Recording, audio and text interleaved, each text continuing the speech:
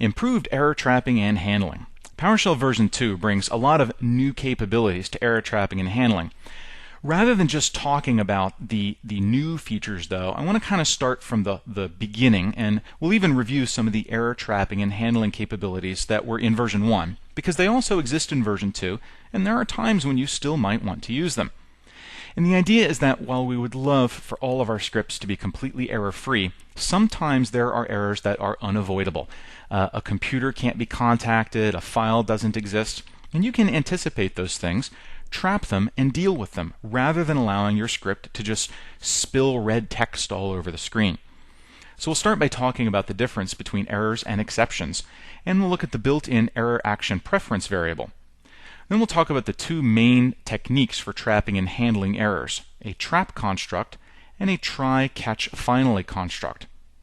Going along with those are the -EA and -error variable common parameters that allow you to engage the error trapping functionality and capture any errors that occur on a particular command. So the first thing to understand in PowerShell is that an error message is not quite the same thing as an exception.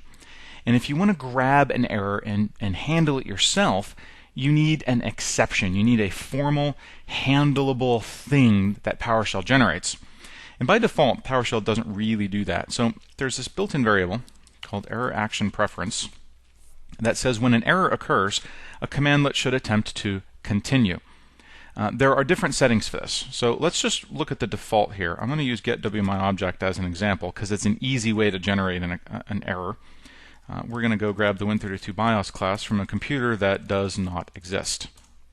Now it's going to take WMI a few seconds to realize that the computer doesn't exist, and what we're going to get on the screen is some red error text. So let's change error action preference to silently continue, which is one of the other options, and run that again.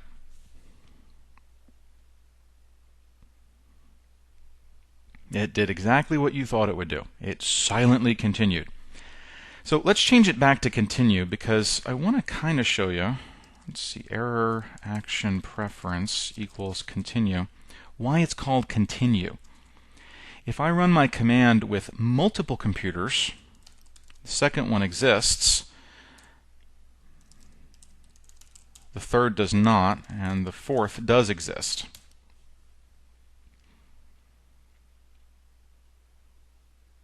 I get an error for the first one, I get results for the second one, I'm about to get an error for the third one, so it continued. And that's why the error action preference is called continue. So now let's set error action preference back to silently continue, continue, and run that same command again.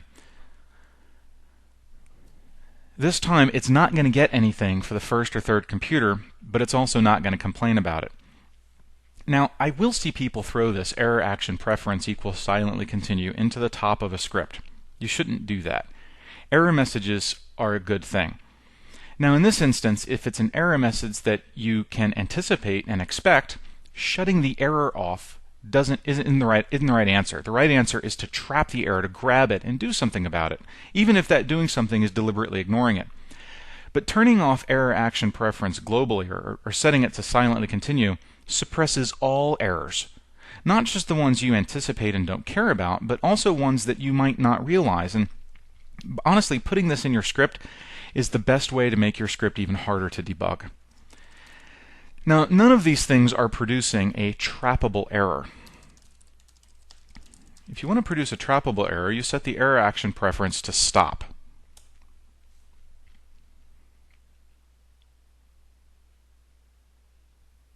See, it stopped. It ran into this, had a problem, and didn't even try doing anything else. So stop is what generates an exception that you can actually trap and do something with and work with. But honestly, you're not going to set that at the top of the entire shell. Preference equals continue. Let's put this back as a default. Now, I guess it would help if I actually used the correct variable name. Error action preference equals continue. Let's go into a script and see how this works. I've created a function called getDiskSpace, and I've given it a parameter of computer name, and I've set up a trap. So anytime a trappable exception occurs, PowerShell, having seen this already because I defined it first, will execute whatever's in it. I'm just going to write host could not reach whatever's in computer name, and because this is double quotation marks, this variable name will be replaced by its contents. And then I'm saying continue, which means I want you to go to the next line of code and try and pick up operations. You'll see that I'm writing a message here, I'm writing a message here, and here I'm doing a get wMyObject to a computer name. So I'm going to go to a computer name that does not exist. This one doesn't exist. Let's just see what happens. Now keep in mind that the error action preference is at its default of continue. And so I got an error message, but I never got that message could not reach computer name. And that's because the error action preference was set to continue. Now one option would be to change that globally in my script by saying error action preference equals stop. But I don't want every single error that occurs to do a stop. I only want it to happen for this one commandlet. The easiest thing then is to specify the error action preference, or it's aliased as EA, which is a lot easier to type. I want this particular commandlet to stop when it runs into a problem. So let's save this and run it again and see what this one change does in terms of making a difference. There's my first message, and it's busy timing out trying to contact that computer. Now it executed my trap and then continued. So let's put this in triple pane mode. There was my script output. Let's give ourselves some, actually, let's do this one. I like this better. I displayed this message, disk inventory for computer, actually this would be computer name, wouldn't it? Computer name. It's displaying the local computer name. That was a variable that got set earlier. Then it's executing this. It fails, but it fails with an error action of stop. So that generates a trappable exception, which means PowerShell goes back and looks for any traps that it's already seen, that have already been defined, and that's why it displayed this. And then it said continue, which told it to go to the line that caused the error, skip it, and resume execution on the next line, which is why I got inventory completed. Now let's change this to a computer name that actually exists. And this time it worked. Disk inventory, there's my inventory, inventory completed. So this is one way of trapping errors, and this was a way that actually existed in PowerShell version 1. There's a new, somewhat, I think, easier way in PowerShell version 2, and it's called a try, catch, finally block. So I've eliminated the trap. I'm still displaying my opening error, my opening message, disk inventory for computer name. And then I'm going to try. This is the command I expect to create an error, and I still have to put, let me scroll sideways here, EA stop. If that command fails, it will catch the exception and display this message. Regardless of whether the command fails or not, it will finally display this, and then it will continue executing whatever else was in there. So let's run this. Timing out, talking to Win2008 Hard2B, could not contact, so this catch executed. Now let's just contrast that. Let's change this to a legitimate computer name and run it one more time. And this time it worked. It never executed the catch. So this is traps are really good for when you need to set up a script-wide error handling. Something may occur anywhere in your script and you want to handle it, and a trap is a good centralized place to do that. A try, catch, finally block is a good way to handle a specific type of error on a specific command or a small number of commands. You can actually have multiple catch blocks.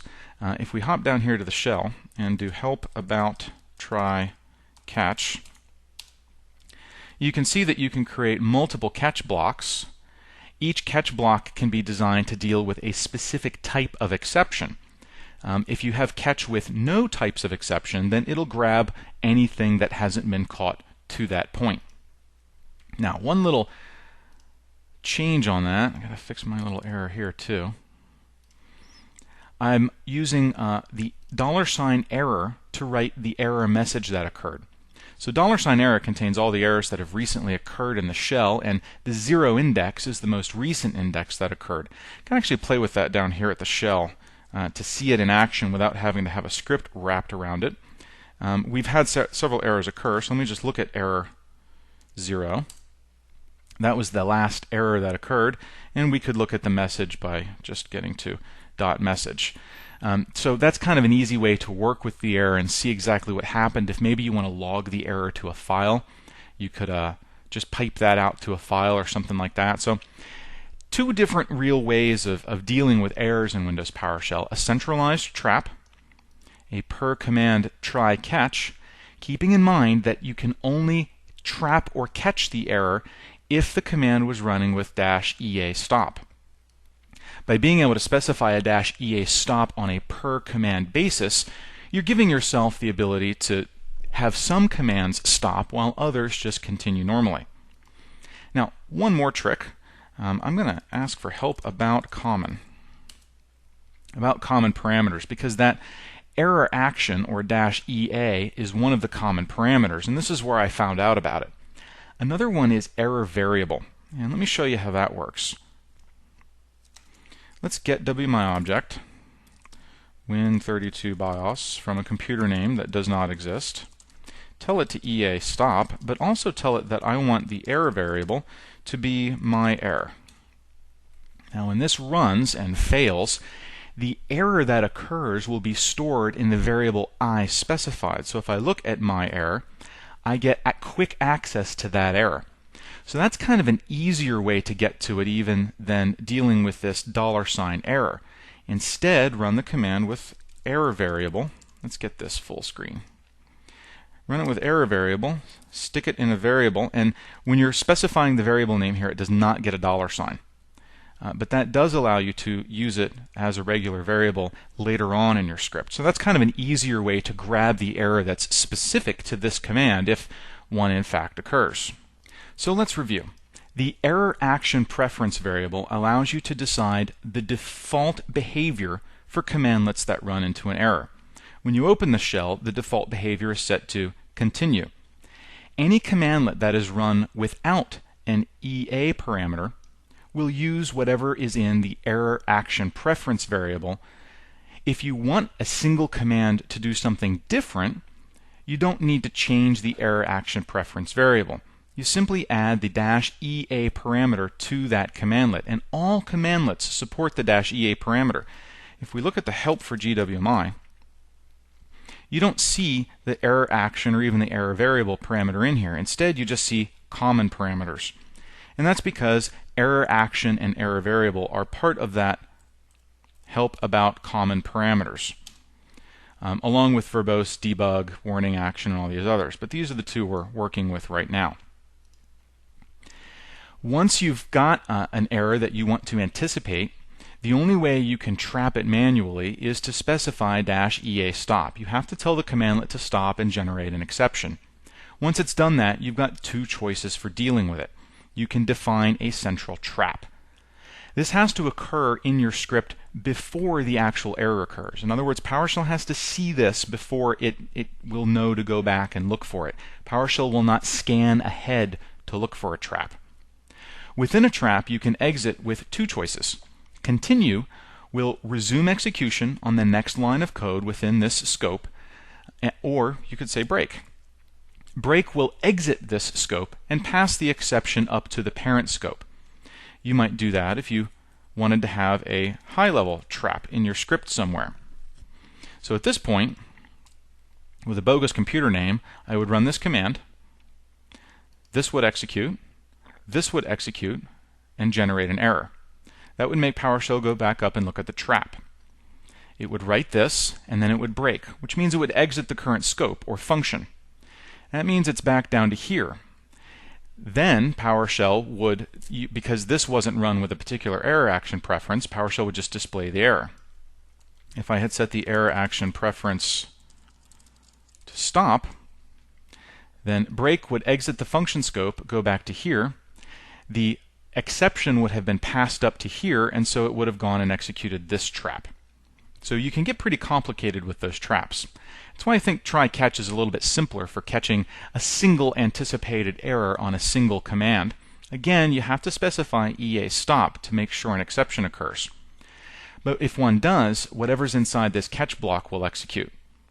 The finally block will execute whether there was a problem or not. If you need to actually capture the error that occurred, the easiest way to do it is to specify the error variable common parameter. Give it the name of a variable. Again, no $sign when you're specifying the name of a variable here. If an error occurs, your catch block will execute, and you'll have access to the error through whatever variable you designated. And whether an error occurred or not, you'll be able to have this finally code execute. So lots of options for error handling inside PowerShell, and they kind of are a little bit different. You can mix and match them too. If you catch an error, then it won't execute any traps. But if I were to put a trap up here, then any errors that occur apart from this are going to be handled by this central trap. So you can mix and match the two techniques. You do whatever you need to get exactly the error handling and responsiveness that you're looking for. In this nugget, we've looked at sort of the whole ecosystem for handling errors within Windows PowerShell version 2. We talked about the difference between errors and exceptions, and you need an exception if you want to trap something. An error is just red text on the screen. The error action preference controls the global default for what a commandlet does when it runs into a problem. And when the shell opens, that default is set to continue, telling the commandlet to display an error message, but to not generate a trappable exception. You use the EA parameter to generate an exception, telling the commandlet that you want it to stop if it runs into a problem, and you can use the error variable parameter to capture whatever error occurred so that you can work with it. And you're going to work with it inside either a central trap construct or a try catch finally construct. Which you use kind of depends on exactly what your plans are. Try catch finally is good for grabbing something that occurs on a single command, while trap is good for catching things that occur globally throughout your script or function or whatever else.